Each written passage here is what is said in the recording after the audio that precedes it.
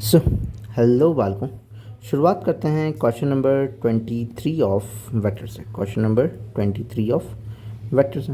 तो question number 23 of vector हमें क्या कह रहा है कि किसी ए वेक्टर प्लस बी वेक्टर का जो मैग्नीट्यूड है, जो रिजल्टेंट आई है, वो इक्वल है किसके, ए वेक्टर के इज इक्वल टू में बी वेक्टर के।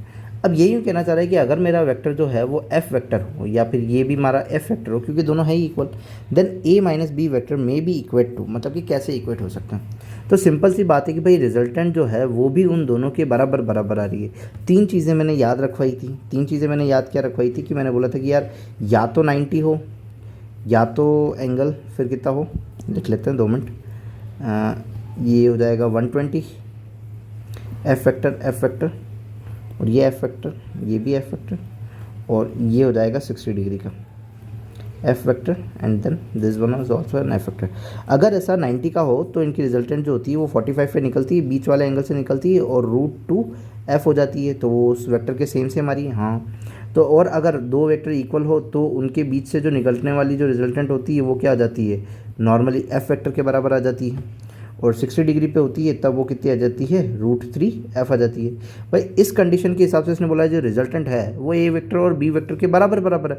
तो भाई ए वेक्टर और बी वेक्टर के बराबर बराबर रिजल्टेंट, तो ये 120 डिग्री वाला हो गया।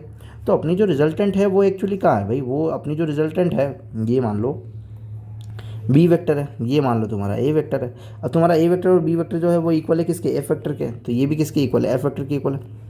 अब एफ वेक्टर की इक्वल है तो इनका जो रिजल्टेंट जाएगा वो कहाँ जाएगा भाई, 60 डिग्री पे जाएगा, और एकदम ऐसा कैसा जाएगा, तो ये एफ वेक्टर लिख लें। अब ये बोलता है कि ए वेक्टर माइनस बी वेक्टर क्या होगा। भाई ए वेक्टर तो पॉजिटिव में है, बी वेक्टर माइनस में है, तो भाई इसकी डायरेक्शन उल्टी कर दो, इसकी डायरेक्शन उल्टी कर दोगे तो ये हो जाएगा। ये पूरा तुम्हारा 120 डिग्री है तो ये बचा हुआ 60 डिग्री है। अब 60 डिग्री होता है तो √3 एफ होता है, तो ये क्या हो जाएगा, √3। वैसे भी ए और वेक्टर बी के बराबर है, तो √3 या तो ए वेक्टर बोल दो, या तो √3 ऑफ ए वेक्टर बोल दो, या तो √3 ऑफ बी वेक्टर बोल दो, दोनों ही सही है। तो ऑप्शन देख लो भाई, √3 ए वेक्टर है तो अपना ऑप्शन नंबर कौन सा आ जाएगा, 4th आ जाएगा। सिंपल है।